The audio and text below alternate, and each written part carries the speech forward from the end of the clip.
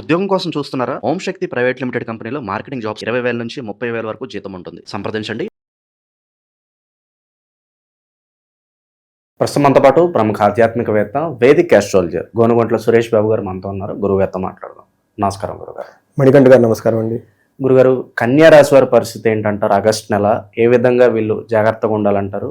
శుభ అశుభ ఫలితాలు కావచ్చు, ప్రత్యేకంగా ఏమేం పరిణామాలు వీళ్ళకి జరగబోతుందో తెలియజేయండి. ఆగస్టు మాసం. సో ముందుగా మనం రాశి ఫలాలు చెప్పుకోబోయే ముందు మనం ఆగస్టు మంత్లో ఉన్నాం కాబట్టి ఆగస్టు మంత్ యొక్క విశిష్టత ఏంటి, అందులో ఉన్న ముఖ్యమైన పండగలు ఏంటి, పర్వదినాలు ఏంటి, అవి మనకి పరిహారాలుగా ఎలాగో వాడుకోవాలి అని కూడా మనం తెలుసుకొని తర్వాత రాశి ఫలాలు ఏంటో చూద్దాం. ఇందులో ముఖ్యంగా గమనించుకుంటే ఆగస్టు మంత్ సంకటహర చతుర్థితో స్టార్ట్ అయ్యి మరలా సంకటహర చతుర్థితో ఎండ్ అవుతుంది. 2 సంకటహర చతుర్థుల మధ్య ఈ మాసం ఉండటం అనేది ఒక విశిష్టత. రెండోది, ఇందులో మనకి 9వ తారీఖున హైదరాబాదు, సికింద్రాబాదు బోనాలు స్టార్ట్ అవుతుంది. మూడోది ముఖ్యంగా మనం చూసుకుంటే గురు మోడం అని నడుస్తుంది, అది అయిపోతుందండి. ఇది ఇప్పుడు అయిపోతుంది, 12వ తారీఖుతో మనకి అయిపోతుంది. అక్కడ నుంచి మనకి చూసుకుంటే 13వ తారీఖు నుంచి శ్రావణ మాసం స్టార్ట్ అవుతుంది. శ్రావణ మాసం అనగానే శుక్రవారాలు, శివుడికి సంబంధించిన రుద్రాభిషేకాలు అవన్నీ ఎక్కువగా చేసుకుంటూ ఉంటాం. తర్వాత మనకి 17వ తారీఖున నాగ పంచమి అంటారు అనమాట. నాగుల చవితి, నాగ పంచమి లాగా పిల్లలు ఎవరైతే కావాలనుకుంటున్నారో తరతరాలుగా వంశీపారంగా నాగులకు సంబంధించి నాగమ్మ, నాగయ్య, మానస ఇలా నాగ అని పేరు ఉన్నవాళ్ళు కంపల్సరీ చేయాలి. ఎందుకంటే వాళ్ళు మొక్కుని ఉండటం వల్ల ఇటు పుట్టున్నారు కాబట్టి యాన్సెస్టర్స్కి. అంతేకాకుండా అందులో మనకి సర్పదోషాలు ఉన్నవాళ్ళు, కాల సర్పదోషం ఉన్నవాళ్ళు, ఇలాంటి వాళ్ళు ఖచ్చితంగా ఆ యొక్క ఉత్సవాన్ని, ఆ పర్వదినాన్ని సెలబ్రేట్ చేసుకోవడం చాలా ముఖ్యం. మనకి 21వ తారీఖున వరలక్ష్మి మహావ్రతం చేసుకుంటూ ఉంటాము. దానితో పాటుగా మనకి ఇంకొకటి వెరీ ఇంట్రెస్టింగ్ అయిన విషయం ఏంటంటే మనకి రాఖీ పౌర్ణమి అంటారు, లేదంటే జంధ్యాల పౌర్ణమి అంటారు. జంధ్యాలు మార్చుకుంటూ ఉంటారు. గాయత్రీదేవి పుట్టినరోజు అని చెప్తూ ఉంటారు అనమాట. అది మనకి 28వ తారీఖు ఉంది. లాస్ట్ 31వ తారీఖు వచ్చేటప్పటికి సంకటహర చతుర్థితో టోటల్ మాసం అంతా క్లోజ్ అవుతుందని మనం చెప్పుకోవచ్చు అనమాట. సో ఇలా అనేక రకాలైన ఉత్సవాలు, సెలబ్రేషన్స్ మనకి వరమహాలక్ష్మి వ్రతము, రాఖీ పండుగ ఇవన్నీ ఆగస్టు మంత్లో చాలా ఉన్నది కాబట్టి చాలా మందికి చాలా డైనమిక్గా ఉండే మంత్ అని మనం చెప్పుకోవచ్చు. సో దీనితో పాటుగా జ్యోతిష శాస్త్రం ప్రకారం చూసుకుంటే మనకి 4 గ్రహాలు మారుతూ ఉన్నాయండి. ఈ 4 గ్రహాలు మారటంలో ఫస్ట్ది సూర్యుడు, కుజుడు, బుధుడు, శుక్రుడు. ఈ గ్రహాలన్నీ మారుతూ ఉన్నాయి, 4 మారుతూ ఉన్నాయి అనమాట. అందులో ఫస్ట్ గ్రహం మారేది ఏదైనా ఉందంటే శుక్రుడు అని చెప్పుకోవాలి. రెండో గ్రహం మారేది కుజుడు. మూడోది వచ్చేటప్పటికి బుధుడు. అంటే శుక్రుడు ఫస్ట్, తర్వాత బుధుడు, సూర్యుడు వచ్చేటప్పుడు 17వ తారీఖు. అంటే August 1, August 2, August 5, August 17th. ఇది స్టార్ట్ అయ్యేది శుక్రుడితో స్టార్ట్ అయ్యి నెక్స్ట్ బుధుడు, నెక్స్ట్ కుజుడు, నెక్స్ట్ సూర్యుడు మారుతున్నారు. ఈ 4 గ్రహాల యొక్క ఇంపాక్ట్ మనం ఎలా ఉందో చూద్దాం. సో కన్యరాశి చూసుకుంటే ఇందులో ఉన్న నక్షత్రాలు ఉత్తర 2, 3, 4 పాదాలు, హస్త 1, 2, 3, 4 పాదాలు, చిత్త 1, 2 పాదాలు అంతా మనకి ఈ రాశిలో ఉంటారని చెప్పుకోవాలి. పేరు బలం బట్టి చూసుకుంటే వీళ్ళకి టో, పా, పీ, పు, షం, ఠా, నా, పే, పో అన్న లెటర్స్ ఇందులో ఉంటాయి. మనం ముందుగా చెప్పుకున్న విధంగా ఒక సింపుల్ వర్డ్స్లో చెప్పాలంటే ఎలా ఉంటుందంటే జాబ్ విషయంలో చాలా జాగ్రత్తగా ఉండాలి. అది వదిలేస్తే మిగతా అన్ని విషయాలు వీళ్ళకి చాలా బాగుంటుంది అని చెప్పుకోవచ్చు అనమాట. అంటే మిక్స్డ్గా ఉంటుంది, 50-50గా ఉంటుంది అని చెప్పుకోవచ్చు. అంటే ముఖ్యంగా జెంటిల్గా ఉన్న గ్రహాలు చాలా సౌమ్యంగా హెల్ప్ చేస్తూ ఉన్నాయి. సూర్యుడు, కుజుడు బాగా ఇబ్బంది పెట్టే పరిస్థితిలో ఉన్నారు. ముఖ్యంగా జాబు విషయంలో చాలా చాలా కేర్ఫుల్గా ఉండాలి. ఇండివిజువల్గా వాళ్ళ లైఫ్ జాతకంలో కనుక సరిగా లేకపోతే కొంతమందికి జాబులు పోయే అవకాశం కూడా ఎక్కువగా ఉంటుంది. నిజంగా జాబు పోయేంత పరిస్థితి ఏదైనా వస్తే ఒకసారి జాతకం చూపించుకోవడం చాలా చాలా ఇంపార్టెంట్. ఇందులో మనం ముందుగా చెప్పుకునే విధంగా 4 గ్రహాలు మారటంతో ఒక్కొక్క గ్రహం ఒక్కొక్క విధమైన మనకి రిజల్ట్ ఇస్తూ ఉంటుంది. ఇందులో మనకి లఘు గోచారం, సూక్ష్మ గోచారం అనే ఒక కాన్సెప్ట్లో మన మహర్షులు ఏం చేశారంటే చిన్న చిన్న సంస్కృత పదాల్లో హోల్ మంత్ అంతా ఎలా ఉంటుందో మనం తెలుసుకోవచ్చు. అందులో భాగంగా వీళ్ళకి ధనచ్ఛేదం, శుచిం, పుష్టిం, అఖిల విషయ భోగం అంటారు. దాని మీనింగ్ ఏంటంటే ధనం అనేది విపరీతంగా ఖర్చు అయిపోతుంది. అప్పటిదాకా సంపాదించుకుంది ఏదైనా కూడబెట్టుకుందంటే ఆ మొత్తం ఖర్చు అయిపోతుంది. నెక్స్ట్ శుచిం, మనసులో ఎప్పుడో సారో, బాధగా ఉండే అవకాశం ఎక్కువగా ఉంటుంది. ముఖ్యంగా ప్రొఫెషన్ రిలేటెడ్ మ్యాటర్స్లో జాగ్రత్తగా ఉండాలి.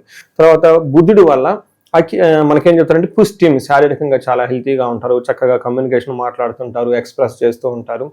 అయితే మనకి ఫస్ట్ హౌస్లో అఖిల విషయ భోగం శుక్రుడు ఉండటంతో ఓవరాల్గా ప్రాస్పెరిటీ, తర్వాత వెరైటీ ఆఫ్ ఎంజాయ్మెంట్, భోగం అని మనకు చెప్తూ ఉంటారు. అన్ని విషయాల్లో కంఫర్టబుల్గా ఉంటారని చెప్పుకోవచ్చు. సో ఇది మనకి సింపుల్గా హోల్ మంత్ ఎలా ఉండబోతుందో చెప్పుకోవచ్చు. మనకి ఒక్కొక్క గ్రహం చూసుకుంటే సూర్యుడు 12వ స్థానంలో ఉన్నారండి. సూర్యుడు 12వ స్థానంలో ఉంటే అంత మంచిది కాదనమాట. మనకేం చెప్తారంటే సంస్కృతంలో ఒక శ్లోకం చెప్తారు, ఏమని, స్వస్థాన నాశనం చైవ బంధురోగ ధనవేహ ప్రాణ పర్యంతం ఆపత్యం అవమానం రవే ద్వాదశ స్థానకే అంటారు. ఎప్పుడైతే 12వ స్థానంలో సూర్యుడు ఉంటారో ఏమని చెప్తారు, స్వస్థాన నాశనం చైవ, ఉన్న పదవి పోతుంది, ఉద్యోగాలు కోల్పోతారు. ఒక రాజకీయ నాయకులు కానివ్వండి, సీనియర్ బ్యూరోక్రాట్స్ కానీ, పర్టికులర్ మేనేజ్మెంట్ పొజిషన్ ఎవరైతే ఉన్నారో కొంతమంది ఐటీ వీళ్ళంతా చాలా యొక్క స్థానాన్ని కోల్పోయే అవకాశం ఎక్కువగా ఉంటుంది. బంధు రోగ ధనవ్యయం, బంధువులకి లేదంటే వీళ్ళకి రోగాలు వచ్చేస్తే ధనం విపరీతంగా ఖర్చు అవుతుందని చెప్తూ ఉంటారు. ముఖ్యంగా ప్రాణ పర్యంతం ఆపత్తిం అంటే మాపత్తిం అంటే ప్రాణాలు పోయే అంత పెద్దగా ఇబ్బందులు వస్తాయి అని మనం చెప్తూ ఉంటారు. దీనితో పాటుగా అవమానం, చాలా ఇన్సల్ట్ జరుగుతూ ఉంటుందని మనం చెప్పుకోవచ్చు. సింపుల్ అండి, ఒకసారి జాబ్ పోయింది అనుకోండి, అదేంటి చాలా ఇన్సల్ట్. ఈ వయసులో జాబ్ పోవటం ఏంటి, నెక్స్ట్ అసలు ఫ్యూచర్ ఉంటుందా, లేదంటే ఒకరికి జాబ్ పోయిందంటే పనికిరాదు అని కదా అర్థం. అఫ్కోర్స్ ఇప్పుడు మాస్ లే ఆఫ్స్ ఉంటాయి ఐటీలో, అది వేరే విషయం. వాళ్ళకి ఏంటంటే ఒకసారి ఫ్లోర్ మొత్తం ఎగిరిపోతారు, 1200 మంది 1700 మంది, బిల్డింగ్ మొత్తం ఖాళీ చేసేస్తుంటారు అనమాట. సో ఇలాంటి సందర్భాల్లో అది ఏదో ఒక విధంగా వీళ్ళకి ఈవెన్ రాజకీయ నాయకులు కూడా ఎక్కడికో పార్టీకి అందరూ కలిసి హడావుడిగా వెళ్తారు, అడిగిపోతే అక్కడే ఉండదు, మళ్ళీ తిరిగి వచ్చేస్తుంటారు. ఇట్లా రకరకాలుగా వాళ్ళకి ఏమంటారు అవమానాలు జరిగే అవకాశం ఎక్కువ ఉంటుందని గమనించుకోవాలి. ఒక పాజిటివ్ పాయింట్ ఏంటంటే వీళ్ళకి పెద్ద పెద్ద రోగాలు వచ్చే అవకాశం ఉండదు, శత్రువుల పైన కూడా వీళ్ళది విజయం అని మనం చెప్పుకోవచ్చు. ఇది మనకి సూర్యుడు ఇక్కడ కొంచెం ఇబ్బంది పెట్టే విధంగా ఉన్నారు, ఒక పక్కన మంచి కూడా చేస్తున్నారని చెప్పుకోవాలి. అయితే ఇప్పుడు మోస్ట్ డేంజరస్ ప్లానెట్ వీళ్ళకి ఇబ్బంది పడబోయేది ఏంటంటే అండి, కుజుడు 10th హౌస్లో ఉండటం అని చెప్తారు. కుజుడు 10th హౌస్లో ఉంటే వర్క్ అయితే కంప్లీట్ చేసుకుంటారు, కానీ వ్యయ ప్రయాసాలతోటి, చాలా ఆటంకాలతోటి, ఏమంటారు చాలా ఇబ్బందులతోటి పని చేస్తూ ఉంటారని మనం చెప్పుకోవచ్చు. వీళ్ళకి మనకి సంస్కృతిలో ఏం చెప్తారంటే నిత్య క్లేశ సదా వ్యాధి సదా భోజన దుర్బలం సదా సంచార ఉద్యోగం దశమస్తే భవేద్ ధారాశృతి అని మనకి సంస్కృతంలో చెప్తారు. దాని మీనింగ్ ఏంటంటే నిత్యం క్లేశ అంటే ఏమవుతుంది, ఏదో ఒక బాధతో ఉంటూ ఉంటారు, మానసికంగా చింతతో ఉంటూ ఉంటారు, వ్యాధులు వచ్చే అవకాశం ఎక్కువగా ఉంటుంది, టయానికి భోజనం చేయరు. వీటన్నిటి ఒకైతే సదా సంచార ఉద్యోగం, ఎప్పుడు అటు ఇటు తిరుగుతూ కంఫర్ట్ లేకుండా ఉద్యోగాలు చేయాల్సి వస్తుంటుంది అన్నమాట. జనరల్గా పని ఒక ఫోన్తో అయ్యే పని వీళ్ళు పని గురించి పరుగులు పెట్టేసి ఎప్పుడు చక్కగా కంఫర్టబుల్గా కూర్చున్న వాళ్ళు వీళ్ళు ఈ బంధులని అవని ఇవని కూర్చొని రోడ్ల మీద రకరకాలు చేసేస్తూ ఉంటారు అన్నమాట. రాజకీయ పొలిటీషియన్స్కి ఇది మంచి అవకాశం, బయటికి లేసి జనాల్లో తిరగటానికి కొంచెం కష్టతరంగా ఉంటుంది. ఈమెను అప్పటిదాకా కంఫర్టబుల్గా కూర్చున్న వాళ్ళు అసలు జాబ్ పోతుంది కాబట్టి అటు ఇటు రన్నింగ్లు చేస్తూ ఉండే అవకాశం వీళ్ళకి ఖచ్చితంగా ఎక్కువగా ఉంటుంది. టయానికి భోజనం కూడా చేయరు, భయంతో అవమానంతో ఉండే అవకాశం ఉంటుంది. అయితే మనకి బుధుడు శుక్రుడు చాలా చక్కటి మంచి రిజల్ట్ ఇస్తున్నాడు. బుధుడు వీళ్ళకి మంచి కమ్యూనికేషన్ స్కిల్స్ని, వాగ్ధాటిని, తర్వాత ఓవరాల్గా ఒక పుష్టితనంగా ఉండేది, వాళ్ళు అనుకున్నవన్నీ సరిగా కమ్యూనికేట్ చేయగలిగే ఒక విధానాన్ని, బంధువులతో చక్కగా మంచి సత్సంబంధాన్ని వీళ్ళు కొనసాగిస్తూ ఉంటారు. మనకి శుక్రుడు వీళ్ళకి 1st హౌస్లో ఉండటం అగైన్ ఇది కూడా చాలా బాగుంటుందని మనం చెప్పుకోవచ్చు. ఇందులో ఏమవుతుందంటే శుక్రుడు ఎప్పుడైతే 1st హౌస్లో ఉంటుంది అర్ధలాభచ్చ చిత్త సౌఖ్యం పరస్త్రీ సంగమం తదా అంటారు. అంతేకాకుండా యత్న కార్య లాభశ్యాత్ జన్మకే భృగునందనే అని మనకు సంస్కృతంలో ఒక శ్లోకం చెప్తారు. దీని ప్రకారం ఏమవుతుందంటే వీళ్ళకి అర్థం అంటే ధనం ప్రకారం చాలా బాగుంటుంది, సౌఖ్యంగా ఉంటారు. పరస్త్రీ సంగమం తదా అంటారు. అంటే ఏంటి, ఇంట్లో ఉన్న స్త్రీలు కాకుండా బయట వాళ్ళతో ఎక్కువగా డిస్కషన్ చేసుకోవటం, మాట్లాడుకోవటం, ఏదన్నా మనస్పర్ధలు ఉంటే అవన్నీ పోగొట్టుకోవటం, వాళ్ళ నుంచి మంచి ఫేవర్ రావటం, ఇదంతా జరిగే అవకాశం. దీనివల్ల ఇబ్బందులు ఏమి రావంటారా వీళ్ళ కాపురంలో? ఇక్కడ పరస్త్రీ అంటే మన ఇంట్లో లేడీస్ కాకుండా బయట ఆఫీసులో బాస్లను లేదంటే కొలీగ్స్ అనో వాళ్ళు వీళ్ళు ఉంటారు కదండి, కొంతమంది లవ్ రొమాన్స్ ఇలాంటివి కూడా పడుతూ ఉంటారు. కాబట్టి టోటల్గా వాళ్ళ నుంచి పాజిటివ్గా ఉంటుంది. చూడండి, టైం బాగున్నప్పుడు ఏదైనా బాగుంటుంది కదా, అందుకని వీళ్ళకి టైం బాగుంది ఈ టైంలో, అందుకని they go with very smooth. అందుకని యత్న కార్య లాభశ్యాత్ అంటారు. అంటే ఏదైనా కనుక పని చేస్తే అందులో లాభప్రదంగా ఉంటుంది. అంటే శుక్రుడు ఈ విధంగా భోగాన్ని ఐశ్వర్యాన్ని ఇస్తూ ఉన్నారని చెప్పుకోవచ్చు. ముఖ్యంగా లేడీస్ అయితే జెంట్స్కి, జెంట్స్ అయితే లేడీస్ ద్వారా ఏమైనా మనస్పర్ధలు ఉంటే అవన్నీ తొలగిపోయి రాజీలు కుదుర్చుకోవటం, ఇలాంటివన్నీ ఒక వెరీ గుడ్ అని మనం చెప్పుకోవచ్చు. సో చూసుకుంటే ఓవరాల్గా కన్య రాశి వారికి ఒక ప్రొఫెషనల్ మ్యాటర్స్లో ఇబ్బందిగా ఉంటుంది, కానీ మిగతా అన్ని మ్యాటర్స్లో బాగుంటుందని మనం తెలుసుకోవచ్చు. ఇక ఈ రాశిలో ఉన్న నక్షత్రాల పరిస్థితి అండి, స్పెసిఫిక్గా వాళ్ళకి ఎలా ఉంటుంది? నక్షత్రాల ప్రకారం కూడా వీళ్ళకి బాగుందని మనం చెప్పుకోవచ్చు అండి. యాక్చువల్గా గ్రహాలతో కంపేర్ చేసుకుంటే నక్షత్రాల వైపు వీళ్ళకి చాలా బాగుంది.